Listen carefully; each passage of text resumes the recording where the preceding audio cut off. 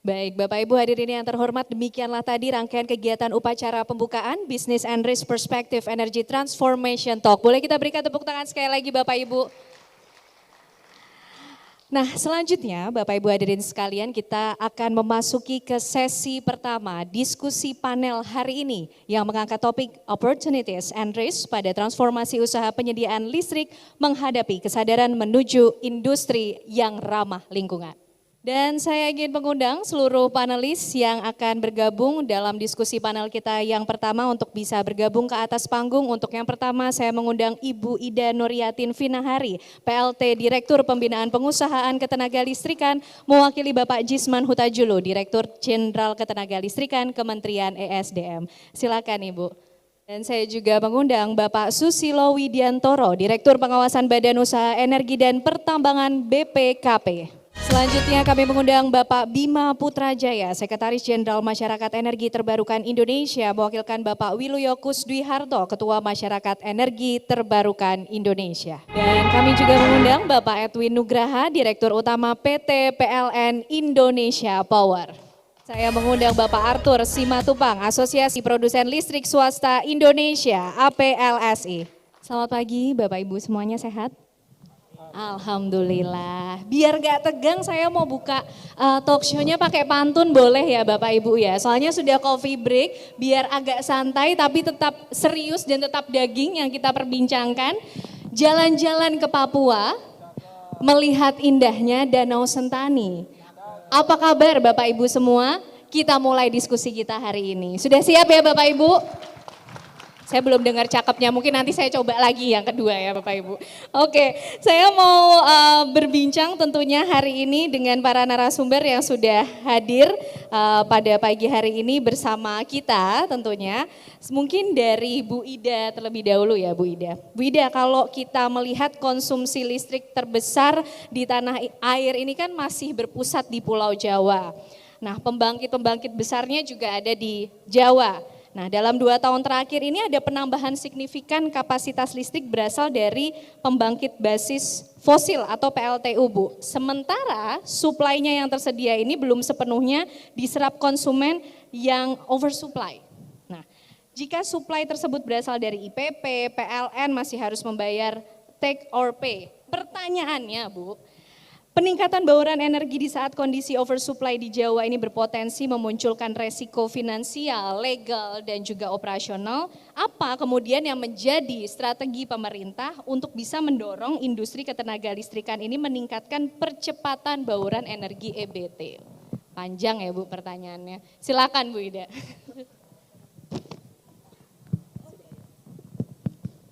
Ya, makasih Mbak Ken.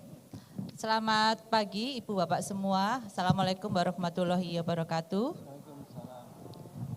Saya di sini mewakili Pak Direktur Jenderal Ketenagalistrikan, Pak Jisman Hutajulo yang saat ini sedang bertugas ke Jepang, dan saya sebagai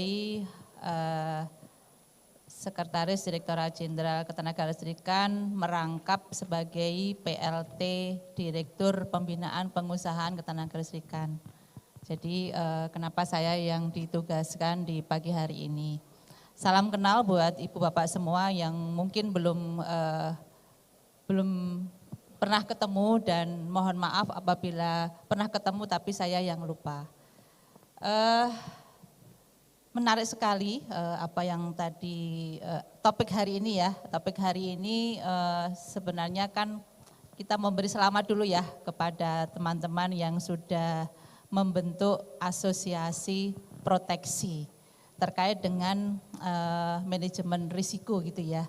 Bahwa manajemen risiko ini memang sangat-sangat penting untuk kita tekuni dan menjadi concern kita bersama gitu ya. Menurut saya dari sisi sebelum ngomong ke over capacity ya Mbak, karena hari ini kita ngomongin terkait dengan manajemen risiko, dan ini sangat luar biasa. Teman-teman bisa membuat asosiasi proteksi, mudah-mudahan bisa manajemen risiko ini memang bisa dijalankan dengan baik dari sisi perencanaan, pengoperasian sampai juga pengawasan.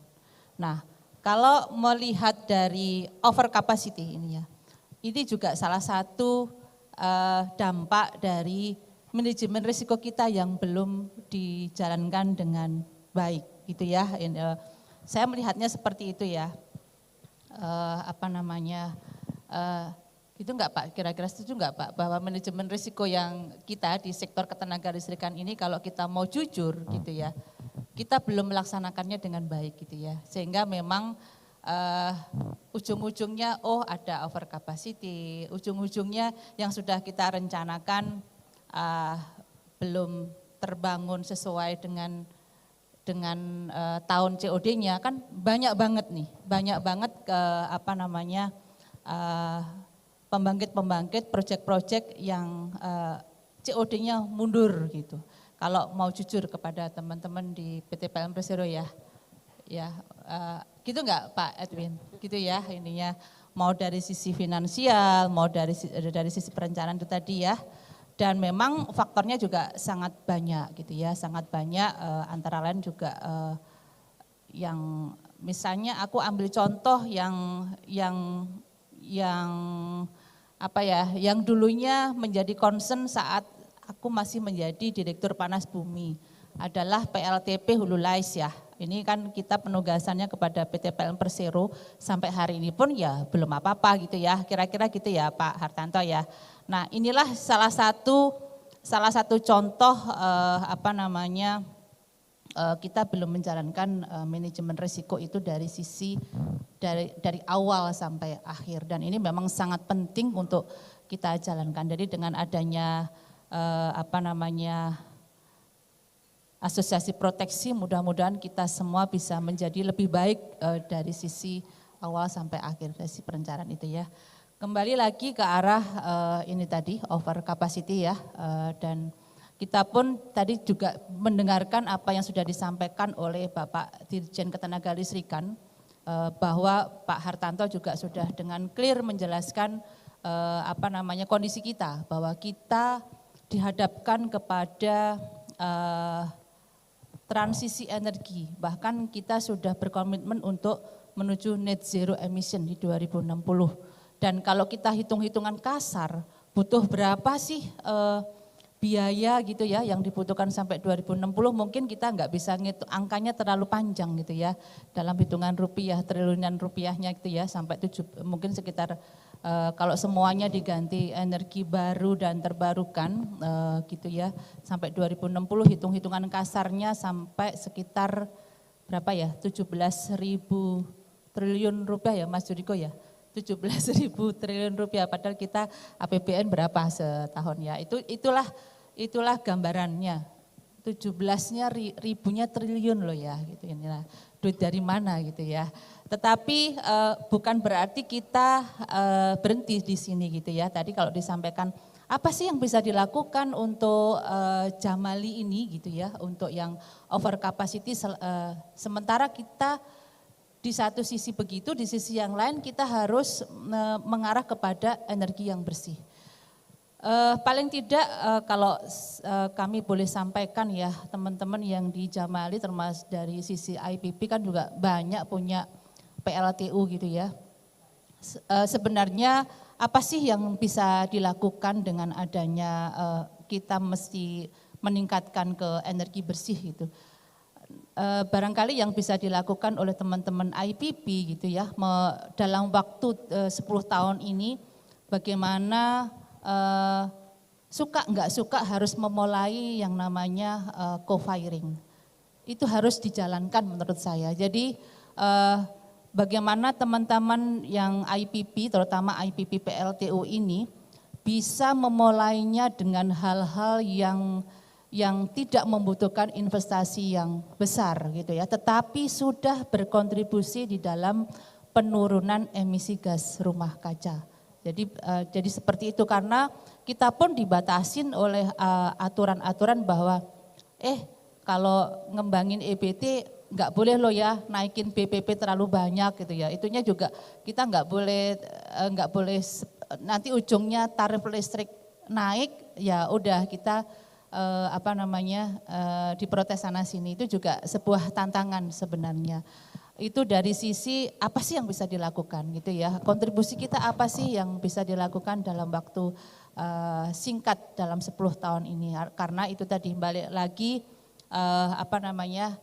yang difokuskan adalah bagaimana menurunkan emisi gas rumah kacanya, tetapi dari sisi sistem ketenaga listrikannya tidak berpengaruh ya, artinya enggak mengalami blackout dan sebagainya, itu juga sangat penting untuk kita pertimbangkan.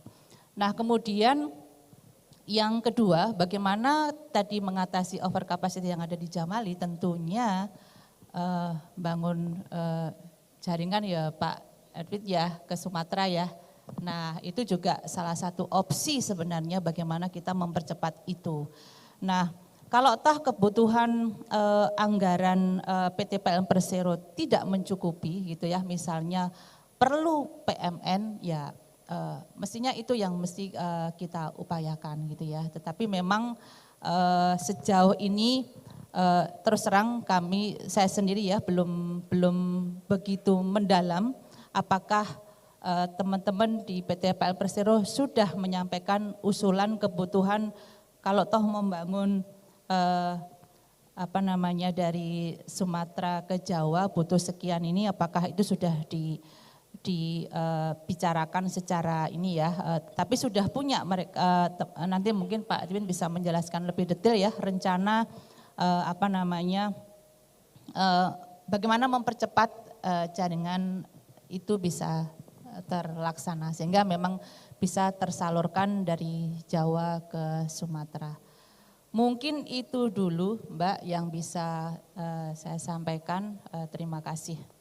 Baik, terima kasih Ibu Ida, itu tadi kira-kira strategi sejauh ini yang dilakukan oleh pemerintah untuk bisa mendorong industri ketenaga listrikan meningkatkan percepatan bauran energi baru terbarukan untuk mengatasi oversupply itu tadi.